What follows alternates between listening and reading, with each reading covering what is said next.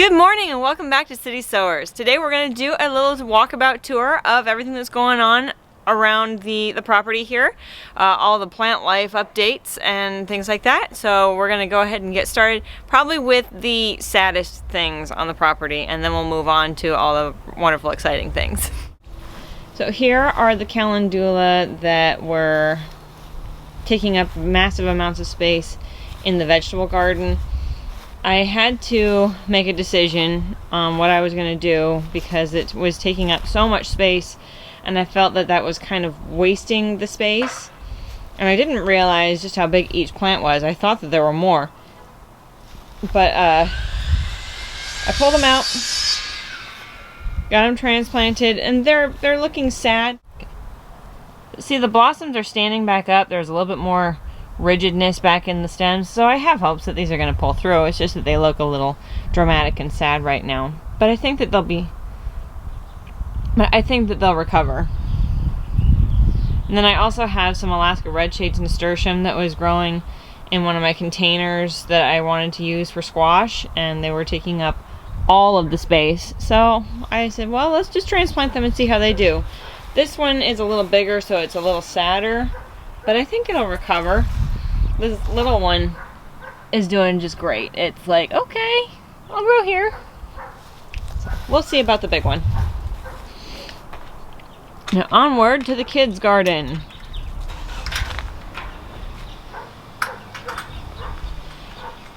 Alright, so Nathan's got his beautiful dinosaur kale. It's still doing really good, actually. And I have not seen, cross your fingers, knock on wood, I haven't seen any pests on it. I mean, there's some bug damage down here, but there's no aphids, which is the big thing. Because aphids are the big struggle around here when it comes to greens. So I'm kind of like, oh my gosh, they haven't found it. So, like, trying to keep it quiet. And then Nathan's beans, they're doing good. I think that they'll always be stunted just based on their start, but they're doing okay. They're green, they're producing a few beans, but Nathan is proud of them, and that makes me happy. And then Nathan's yellow monster bell peppers are starting to get some flower buds on them, and one that's opening. That's exciting. Hopefully he'll start getting the first peppers around here. And then he's also got some rainbow coleus back here where it stays in the shade. And it's doing really well. Audrey has the other rainbow coleus in her bed. And we have a bunch of direct sown beans in here. And her little cucumber, or little potato cucumber, has a little blossom. And there's also a little cucumber. There it is, right there. So that's exciting. Okay, now don't judge me. I cannot say no to a tomato that looks like it really, really wants to live, and I still had a bunch of these hobo tomatoes that have no home, and a couple of them were batting their beautiful blossoms at me, and one of them even has a baby tomato on it, and I caved. And I put them in the kids' garden. I did get permission from the kids to use their beds, so I did not steal it. But I did plant more tomatoes. So here they are. So this one is a dark galaxy tomato. I didn't have any planted for this year, but I did grow them last year, and they are delicious. They are a low acid tomato, and they're gorgeous. They have that anthocyanin, so they get the black shoulders, but they also have spots all over them, and they're just really, really cool looking. And this one just said, but look at all the blossoms I have. I'll make fruit. And so I couldn't resist. Okay, and this is Audrey's pink flamingo that she got when she injured her foot. My mom brought over a little pink flamingo for her garden. And then over here in Kayla's bed, this is the other hobo tomato. that has a tomato on it.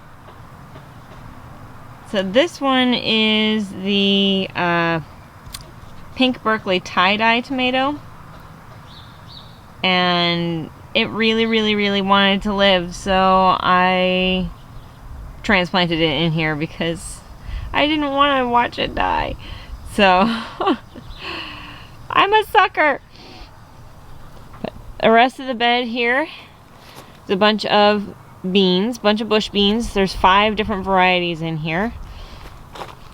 And this particular row didn't do very well, but I think that this is the packet of seeds that these came from is older and didn't have a super great germination rate to begin with. So we will see if I'm right about which variety it was, because I did not write down. But I think that these are the Cantari beans, which is, it's one of your basic run-of-the-mill green beans, but it's a bush bean. And it does produce a lot of them when you can get it to go, but I have had a history of not really having great germination rates. But otherwise, let's see, there's Boderoken court beans in here, and dragon tongue beans, and red swan, and purple teepee. So kind of a whole rainbow of beans in here. And there's a few of those same varieties in Audrey's bed. But then on the end here, we have the Mexican sour gherkin. It's finally starting to put some growth out. Once it really takes off, I'm pretty sure that it's going to grab onto this fence and just go up, which is what I want. And it'll look great when it finally fills in and covers this fence. And let's see, there's some flowers in here. These are snapdragons and... Oh! A safflower bud! Oh, that's exciting. I cannot wait to see this thing. Yay! More snapdragons. Another Mexican sour gherkin. And then another safflower. But this one over here, I kind of just stuck this in here because it was the last bulb that I had of it. But this is a naked lady. And naked ladies are a flower. They are called naked ladies because usually in the springtime they will put up a stalk that has no leaves on it with just a flower on the end. They don't put out any leaves until after the flowers are done blooming. So it's called a naked lady because it's just the blooms. But I did get them in a little late. I should have planted them back in the fall, but I didn't have a place to put them, and I had 3 bulbs, and that was the smallest of the 3 that I had. And so I just went ahead and stuck it in there because I actually thought that it was dead because the other 2 were sprouting in the house and that one wasn't. So I was like, well, if it doesn't pull through, I guess that'll be fine. And now it has leaves on it, so that's exciting. And so we'll let it just do its thing this year, and hopefully next spring it will put out some beautiful pink blossoms. Then in the front yard we have Mr. Lincoln, which is a beautiful fragrant red rose. I don't remember the name of this white one, but oh my goodness, it is going to be covered in blossoms.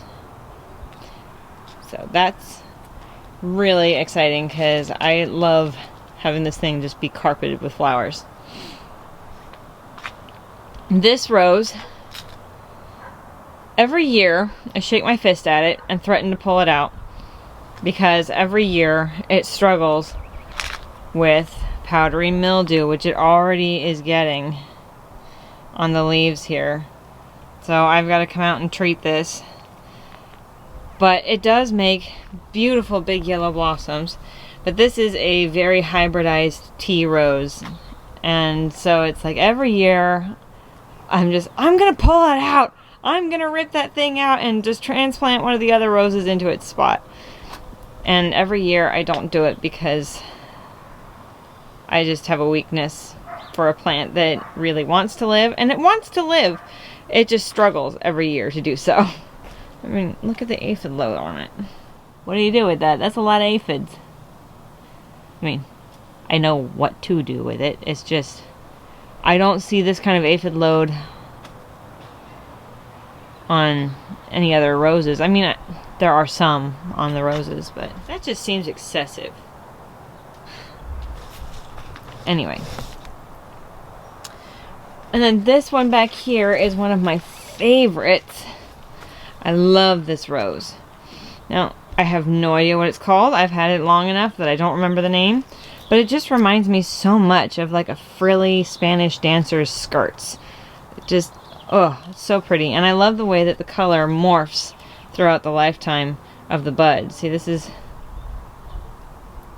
an early opening bud, while this is the fully open, mature bud or flower, and it's just so beautiful. I love the color morph and how it gets more of that butter yellow in the middle. Just, I fall in love with it every year. So if I was going to move a rose to take the place of this struggling hybrid, I would transplant this one because it's in the shade, and every year it stretches out into the sun. So if I moved it into the sun, I'm pretty sure it would thrive.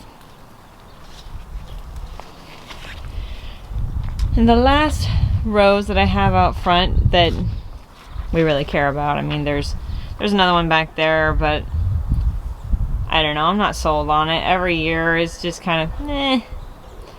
But this one is called Dark Knight. That's Knight, like a knight in shining armor.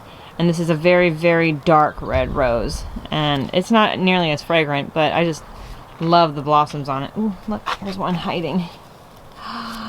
So pretty. I just love this thing. And it really, really, really wants to be a tree. It becomes one with the Japanese maple tree every year. But it's doing well.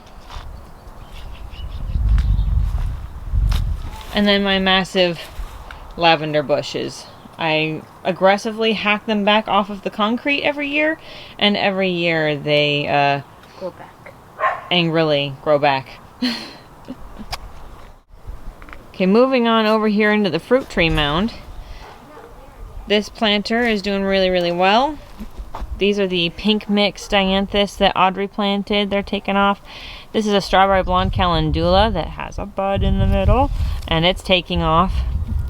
I cannot remember what these are called. I planted these bulbs last year that I got at the grocery store, and they did like nothing last year, so I was not expecting much, but it looks like they're going to come up this year. And then this is a Black King pansy. But in the mound, the sage that I transplanted out here is doing really well, actually. It's all blossoming and beautiful, but look at all this brand new, lush, full growth in here. It's really happy. Ooh, hello, ladybug. This mound has had so many ladybugs on it. This is a dianthus that I bought, actually, at a store a couple years ago. I don't know why it's so dry, because I've been watering, but it's still blossoming. And then all these ground cover flowers are just going nuts. This poppy exploded with growth after all the rain that we had, so it's kind of smothering this one, but it looks fabulous. And it's already got some seed pods forming on it. And we talked about poppies actually on another video, so we'll get to watch the whole poppy bit of poppies play out. Hello, Mr. Kitty, the one friendly cat. Don't dig in here. And then this is my, I'm pretty sure it's an Easter lily that I planted here like 2 years ago, I think, and it didn't do anything last year, and then this year I was like, oh hey, there's a thing in there. And then this is one of the naked lady bulbs that was growing in the house that desperately needed to move, so I brought it out here. And in the apple tree, we actually have baby apples. I'm so excited. I was not sure if it was going to fruit, just because last year it started forming fruit and it dropped all but like 2 apples, and then it late dropped one of the apples before it ripened. So I'm really hoping that it'll actually ripen this year. And now the fruit salad tree. Luckily, I have not seen any return of the leaf curl. And it is loaded with fruit. I actually had to come out here and thin it because the peach load was so heavy. So, I mean, look at that, that's a peach.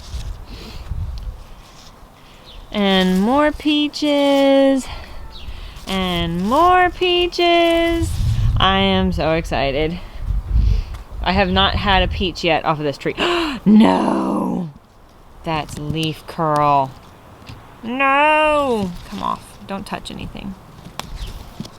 Well, I will be treating this tree.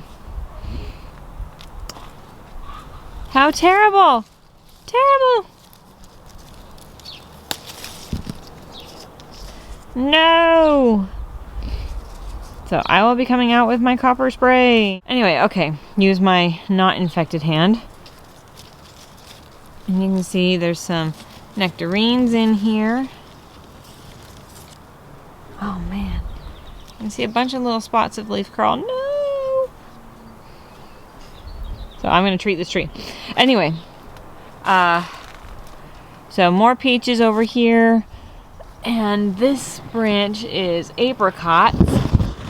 Which, there's not a ton of apricots, but this is its first year fruiting, so I'm really excited to see that. And then lots and lots and lots of plums. Many, many, many plums are just weighing this tree down. So we should get plenty of fruit off of it this year. It's very exciting. Oh yes, and on the back. On the back of the mound, there's rosemary, and then there's a very close rosemary look-alike that is not a rosemary. This is my black goji berry bush. Now, it didn't fruit last year because it was its first year, but it's flowering this year. And these are some of the wilted flowers, but the flowers are really gorgeous deep purple when they're in full swing. So these are fading. I'm not sure if it's going to fruit at all this year, because I haven't seen any fruit setting yet. But there's hope. It's flowering. And this is another goji berry that's laying down. But it is healthy. It's just laying down. I may have to come out and stake it. Now this container has a strawberry blonde calendula in the middle.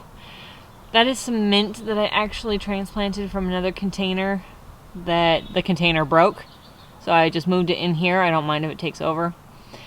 And my moringa tree that started coming back, just planted that in here too. Yeah. Get a load of this. So this is Audrey's planter out front, which she has a beautiful marigold open in it now. But get a load of the blossom load on this tomato. This is just insane. So, any guesses as to what kind of tomato this might be? Oh my gosh, just look at that. That's insane. This is Barry's Crazy Cherry Tomato. It is just covered in blossoms. I cannot wait to see the fruit set on this thing. Okay, moving into Nathan's planter. And yeah, this is Nathan's. And he's got blossoms on his tomato, which is exciting. Cannot wait. Last year he grew a chocolate pear tomato that it turns out it wasn't true seed. It was a hybrid of some kind. It looked like they were crossed with aroma or something. And he was very bummed that they were not what he wanted. So we got a fresh packet and hoping that these are the real deal.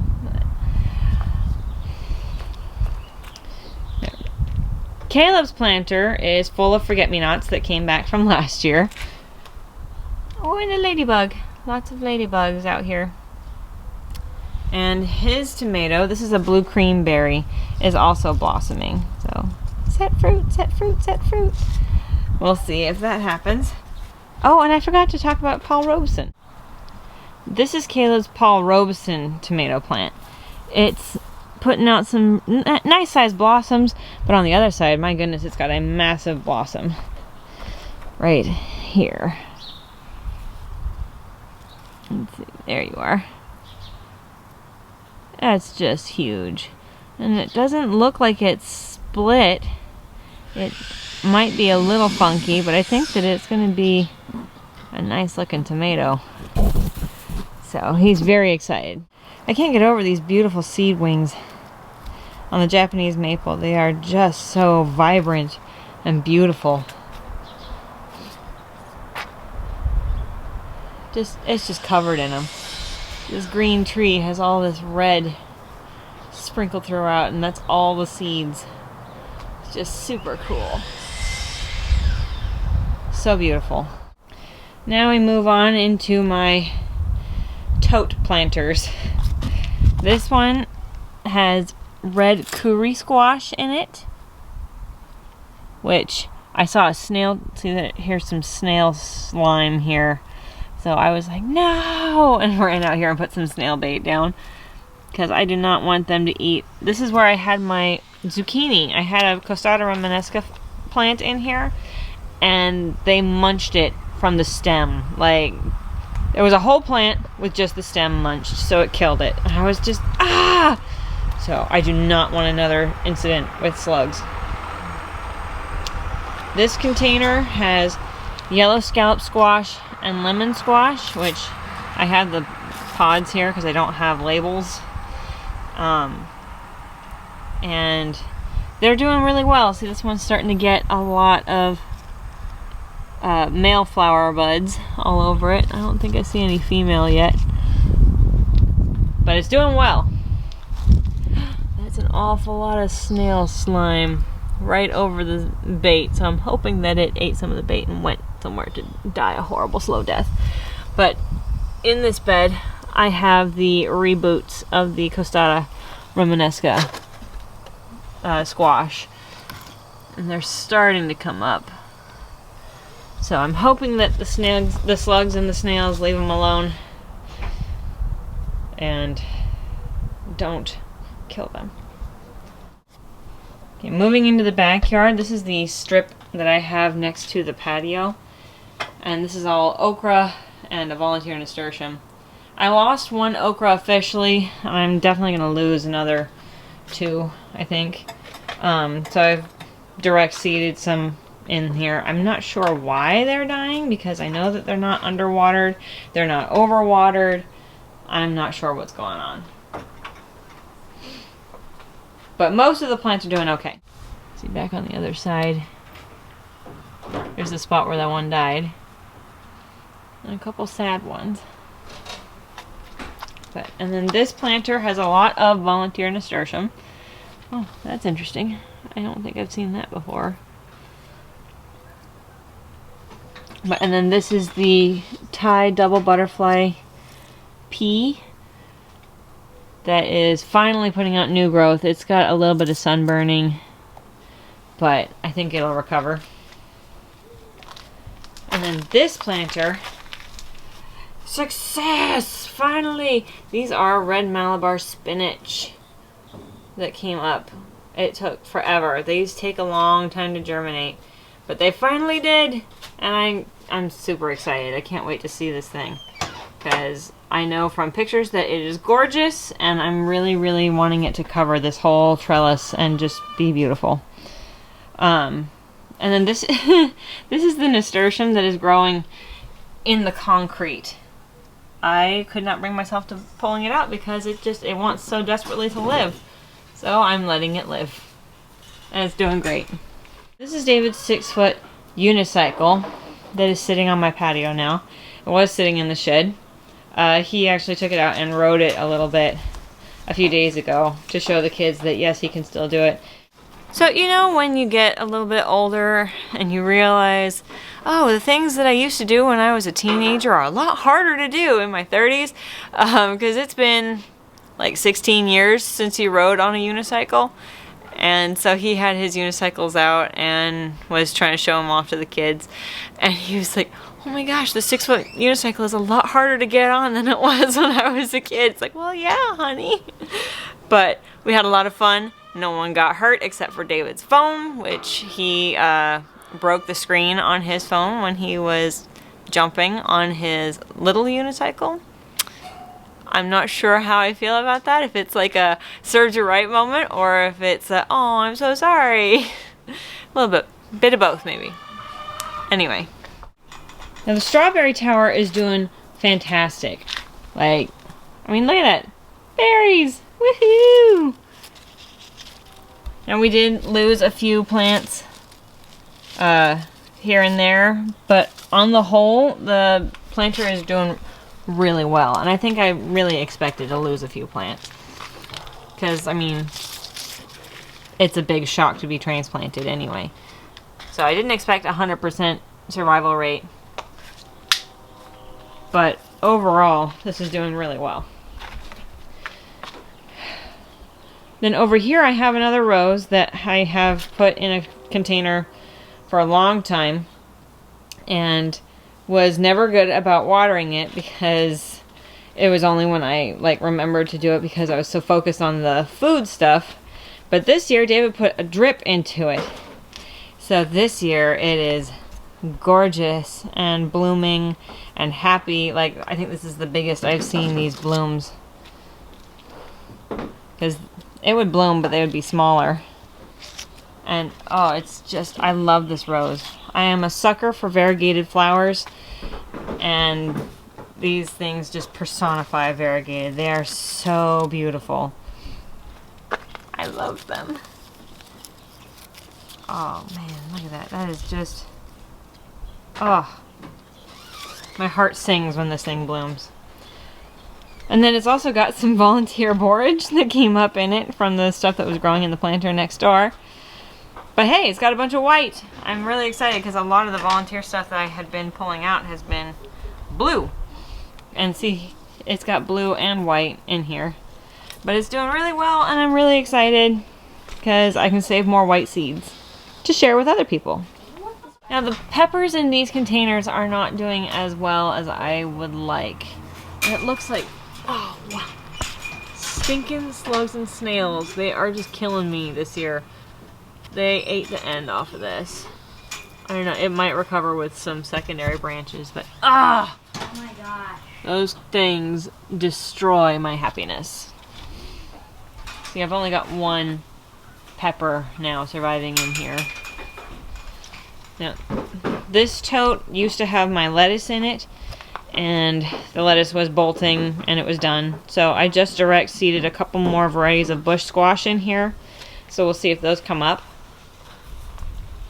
This is the jalapeno that was growing in the arrow garden in the house. So it's doing really well. It's blossoming. It's happy. And then this moringa, I had given up hope that it was going to come back, but that is new growth. It's alive. It lives. So I don't know why the moringa's off to such a slow start this year. Oh my god. But I'm thrilled that it's going to come back. This bed is an interesting place. So it's got volunteer borage in here, which it's kind of crazy that borage even made it this far on its own because it grew all the way over there. Somehow skipped this bed and made it in here to be seeded. So I'm not sure how that works. But this is my sweet potato bed. And the sweet potatoes they're doing okay. I'm not sure how well they're going to do this year. And the mushrooms are doing really well in here. No idea what kind of mushrooms these are or if they're edible, so I'm not eating them. But they look cool, so I'm leaving them. And this is my spearmint that I started from seed. I'm very proud of it because mint is so hard to start from seed. But it's doing well. And then this bed is all of my heat-tolerant carrots. And they're finally starting to really take off and do well. So I'm kind of excited to see what these taste like because they're heat-tolerant, which is a big deal because yesterday was already 80 degrees out and it's only going to get a lot hotter. So, but these are Uzbek carrots and new Kuroda carrots, I believe. So we'll see how heat tolerant they are. And then this is my blue creamberry tomato. So Caleb's got one and I've got one. And it's doing well. It's blossoming. I'm going to have to stake it though until I can support it on that fence. But it's growing. Now this is a tragedy. This is what happens when a goat gets out. So the story behind my unlucky tiger is that I was trying to put the green bin in here in this patio to clean it up, and Betsy managed to get out because when I opened the gate, it got stuck. We have a little extra wire at the bottom to keep the babies from getting in here, and it hooked on the other fence, and it got stuck open. So when I was trying to fight with it, Betsy ran out, and she bolted for the back gate. Like, she just went, "Oh, freedom," and went right out the gate. And so I should have just shut the gate first and run after her. But I was in a panic. I was squished between a big green bin and the barbecue and tripped over some other stuff just trying to get out and chased her down. And as I'm dragging her back, just in time to see Jane snip off the top 3/4 of this plant. And I screamed, "No!" I was diving over things to try and get her away from it before she fully killed the entire plant. So I managed to save it. It'll take it a while to recover, but it will live. This was a lucky tiger tomato. Not so lucky. Not so lucky, lucky tiger. I am telling you, man, I have had no luck with them this year. This is the same variety of tomato that accidentally died when I was on vacation. And I had to restart this. So it was already behind all the other tomatoes. And now it's basically restarting again to recover from being munched. These little sprouts were just, I mean, it was like this tall, I think, when it first happened. And it's only been a few days, and it just kind of, okay, takes off once again. So I guess it is a lucky tiger in that it survived, and it will produce for me just later than I anticipated. Moving on into the garden itself, the herb bed is doing really well. This is my tarragon, my purple basil. I need to hack back the oregano because it's kind of smothering my other purple basil. The lemon basil is getting hit really hard by the pests, which is really surprising to me because, like, Genovese basil is fine. Lemon basil is being just totally devoured. Very confusing. And then this is a purple cosmos. They're so hard to get started. They have such a low germination rate, and I got one, and I'm so excited! It's a flower that smells like chocolate. I cannot wait. The kids are excited. Everyone wants to see this thing, so I gave it a very special place of honor here in the herb bed. And the thyme is flowering, and I just love, love, love thyme flowers. They're just so dainty and cute. But the parsley is starting to bolt, so it'll have to come out probably soon. Like, it's still usable, but it won't be for too much longer. It'll start to turn yellow and be not good. Now this is where all of that calendula was taking over my life. So I pulled it out and got this bed kind of semi-amended, and I direct sowed Ford Hook zucchini, because Ford Hook is a bush zucchini. So I have had issues with zucchinis that like spill out and take over, but I'm hoping that the Ford Hooks will kind of be more controlled in here. And the Armenian yard-long cucumbers that I finally just decided to reboot are finally coming up. It took them forever. And I also have a bunch of chard kind of planted everywhere. I mean, eventually the zucchini will kind of smother it, but until then, I want some chard. And this is a blue pimpernel flower that is not doing anything yet, but it will, and it will be beautiful. And these are some more volunteer forage, which I have a mixture of blue and white that grew up right next to each other. I can't wait to share more of these seeds. I brought a bunch of them to the Heirloom Expo last year, and they went very quickly. People were really excited to get these white borage seeds, so I can't wait to save a bunch more and share a bunch more. Now, this is a scented stalks that actually got transplanted out here yesterday, but the rest of the bed in here is sunflowers that I have. I have a couple taller varieties in the back, and then I have a pygmy variety here in the front. But the reason that I put sunflowers in here is because it's small, so it can't like inhibit the growth of anything else. And they get nice and tall so that I can see them still growing up amongst all the bushy things in here. So I'm really excited to see sunflowers again. Like, I like sunflowers. They just tend to not be very friendly toward other plants when it comes to sharing a root space. Now, oh, hey! Hello, little eggplant. Sweet. I was not sure how this was doing because it was kind of smothered by the calendula, but now that they're gone, it's really developing these flowers. Super cool. And the cucumber reboots back here finally starting to take off. There's China Jade and the Japanese Long back here, and I'm super excited. Except for that, doggone it. Put more snail bait down and they still came and munched it. And then over here is the Red of Florence torpedo shaped onions that I started from seed. I'm so proud of them. Like, woohoo! It's a real thing. My first year growing onions, so I'm a little ridiculous about it. Now I have some melon reboots over here. Oh, hello! Happy birthday, Tigger Melon! That's exciting. That wasn't there yesterday. And these are some, I think that these are holy basil volunteers coming up. Oh, hey look. So there's another eggplant here with a little resident. Hello. But these are the, oh gosh, I'm gonna botch this name. Ananas de something.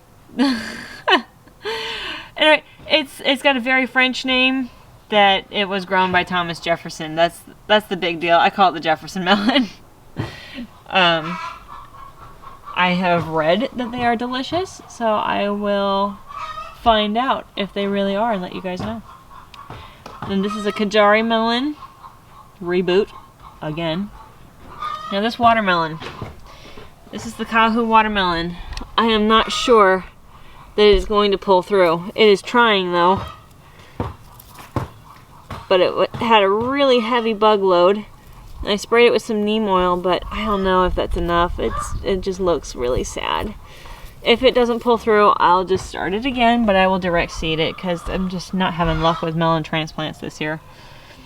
This one's a Sharon Thai, like the only transplant that is actually doing okay.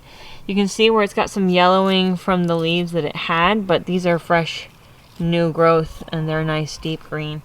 And it's trying to blossom, so I'm really hoping that it takes off. This is the Petit Gridlin, another French one, and I'm sure I just botched that. But it looks like it's trying. It's suffering, but it's trying.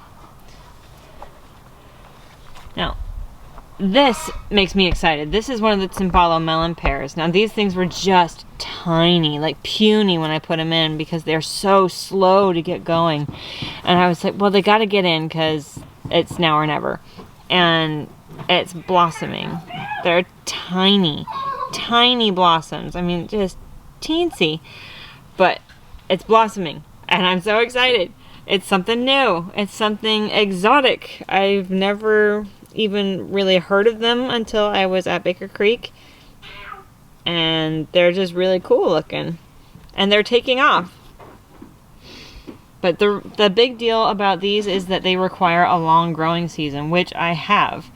So I just thought, well, I've got the long growing season, so I'll give them a whirl and see what happens. Now, also in here, I put in some onion starts. It was probably a little late, but hey, why not? And they're coming up. Like, the bulk of these you did not see yesterday. These are all new as of this morning, which I'm stoked, because I was not sure if they were going to do anything. Oh, this is a seed. What are you? I don't know what you are.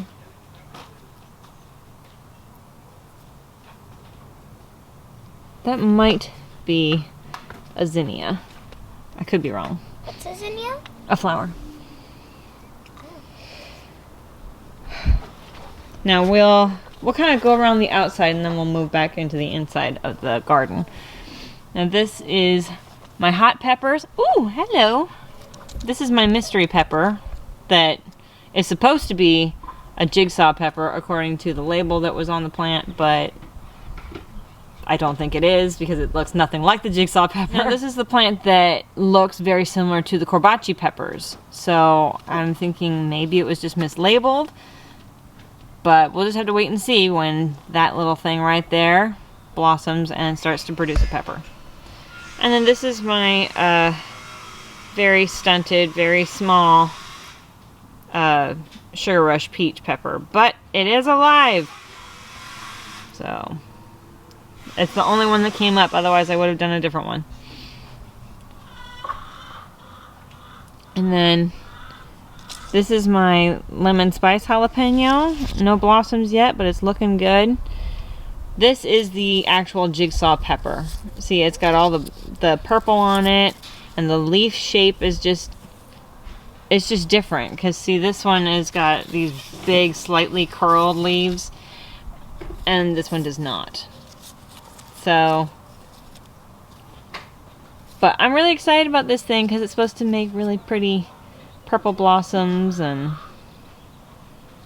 the peppers themselves are going to be purple. So, just waiting and waiting and waiting.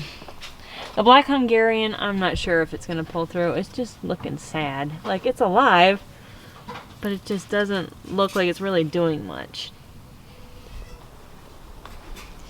Now, the sweet pepper bed is doing better overall. The Marconi peppers are doing really well. And the Keystone resistant bell peppers they're alright. Oh, onions! There are yellow onions in here that I intersperse kind of everywhere because I know that onions or alliums, members of the allium family, will help with pests. So I kind of just scattered some onion starts throughout in here. And they're finally starting to come up. I was not sure if they were going to. Now this strawberry planter is doing really well. We're getting some of the biggest berries I've ever seen off of it this year. So lots and lots of them. Lots and lots of berries. And see, down here is a nice, beautiful, gorgeous, like, that's a legit strawberry, man. It's not quite ripe yet, but I am so excited. Now we move on to the tomatoes. Now these things are just, they are looking so, like, butch this year. They're so beefy. And I'm guessing that's because I deep planted a lot of them because they were started early and they were getting really tall.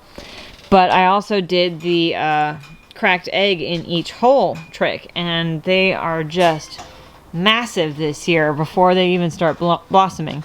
Now see, this is the Nature's Riddle tomato, and this is the one that has like more than a foot of stem underground.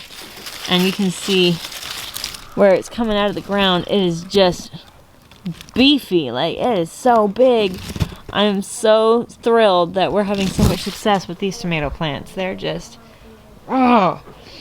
And this tomato here is the kryptonite tomato, and it already has little baby tomatoes.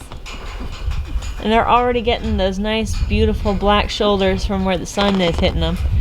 But, oh my gosh, tomatoes! I have no idea how long they'll take to mature, but I am so stoked. This is a volunteer bachelor button that is growing across the walkway from where they grew last year. But it's starting to... Ooh, this one's pretty. Look at that. That is dark. But yeah, I couldn't bring myself to pulling it out because it just so desperately wanted to live. So I let it grow because I know that this tomato behind it will eventually dwarf it. It is not going to struggle with sharing the space. And this is the pork chop tomato. Now this one, look at that. The thing is just... It's just manly. There's just everything about this tomato just says manly. It's like a bodybuilder tomato. I love it.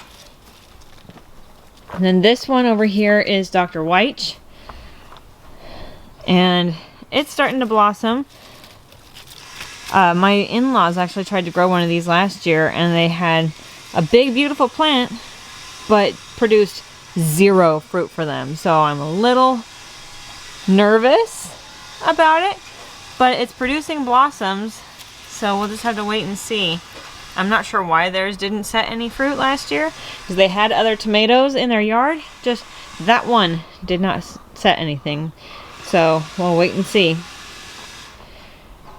Now its neighbor here is the Napa Chardonnay Blush tomato, and it's starting to put out some blossoms. It hasn't opened any yet. Oh, these ones will be open here in the next day or so. And it's a little smaller because this is the one that got burned on the light. And here you can actually see that's where it got burned. So this is the stem that came up in between the 2 burned stems. And it's, I mean, let's see, follow it. Follow the stem all the way up to here where these blossoms are. So, I mean, it's recovered. It is going to do very well for me, I think. It is not going to grow quite as straight as I was originally hoping, but it's getting up to the trellis just in a roundabout way. And I've got it supported up now with twine to help train it in that direction. And then this last tomato is my Raspberry Liana, which is a saladette-sized pink tomato. And it's doing really well. It's got a lot of blossoms. And then in the middle there, it's got fruit, which is super cool. I have no idea how fast these mature either, but they're saladette, so they may not take super long. And then I had to pull out my celery because it was bolting and it tasted absolutely nasty, which is a huge bummer because I waited so long and waited, and it just didn't have the appropriate time. So this year I will start some in the late summer and get it in before the fall. Now, this is a volunteer chamomile that I've had volunteer chamomile coming up now for the past couple of years in here. And it's never really enough to do much with, but they bring me joy with their happy little faces. I mean, it's just so cute and happy. But this is all garlic. I actually had one of my parents ask me if this was corn, because I'll admit, it looks a little bit like corn, but no, this is garlic. I mean, this is, let's see, it's that big around at the base. Like, I'm so excited. This is red, this is Enchilium red garlic in this bed, and it's doing super well. I planted some cloves that were big cloves, so I'm really excited to see some big bulbs this year. And in the middle I have a couple shallots. There's one here that I got these at a farmer's market when David and I went for our 10th anniversary trip last year, and instead of eating them I stuck them in the garden to let them grow and have more shallots for me. And then the other container over here in the barrel, this is one more of the shallots, and the rest of this is Bangkok garlic. Now, the watering in this bed has not been as fantastic, so I need to make some adjustments. It's a little bit dry, and I'm actually going to top this off a little bit because I did have a chicken get in and excavate a little bit, so I feel like the soil level should be a little bit higher on those stems, and just kind of help them in the growing process, because I really would like some decent garlic. Now the big difference between these is that this is a hardneck variety of garlic, while the Antilium Red is a soft neck. So these are the ones that you see like in braids, and these ones are not. So, and generally, the hard necks do better where they can get a hard freeze in the winter, and they obviously don't get that here. So, but this is my big experiment in trying to grow them and seeing what happens. So I'm going to fill out this bed a little bit more with a little bit more soil level, and make sure that I get the water system figured out, because they're just a little bit too dry. The last big update is this grass. I cannot believe how fast it is growing now. David needs to mow it again today. Like, the lawnmower just hasn't been put away, just because it's hard to get it over the fence, first of all, and the animals don't really have access to it, so there's not a whole lot of point in going to all the effort to put it away when it hasn't been raining. And it, like, he already mowed it twice last week because it was so long, and it's already getting long enough that he's got to mow it again today. And he's out and about running some errands right now, but he's gonna mow it when he gets home. And so I think after today's mowing, it'll need to be mowed like one more time, and then we can take this fencing down. We were really expecting this to be a longer process, so I'm really excited that we're gonna have the animals back out here and on grass pretty soon. Like, the baby goats will have free access to it, and it'll be just so much fun watching them get to explore it and run around. Like, we've been putting them in here, and they occasionally can slip through the fence, but it's one thing when it's like you're sneaking in for it, but it's another thing when you have free access. The lavender plants along the house are doing really well. So that's kind of an update on everything that is green and growing, or not growing, here on the property. Now, the little things that are not green but are growing are these little babies. I cannot believe how fast they are growing. They're stinking cute. Now we have started milking, which we showed you in our last video, and they're doing totally fine with Mom being milked in the morning. They're doing totally great. Like, they're gaining weight. The boys are getting really heavy. I mean, really heavy. Thank you so much for joining me on this little walkabout tour of the property. We are so excited to share every little aspect that we have going on. Like, now that spring is like really here and things are growing and the babies are growing, Miss Betsy is going to be due with her kids in about a week. She's 8 days away from her due date today, and we're super excited. We hope that you guys feel encouraged who may be living in zones that your season hasn't started yet, or that it's just barely getting started. Like, it's, the time of plenty is near, and we're so excited to share it with you guys. This is your urban nerd with a goat herd telling you you can grow where you're planted. See you guys next time.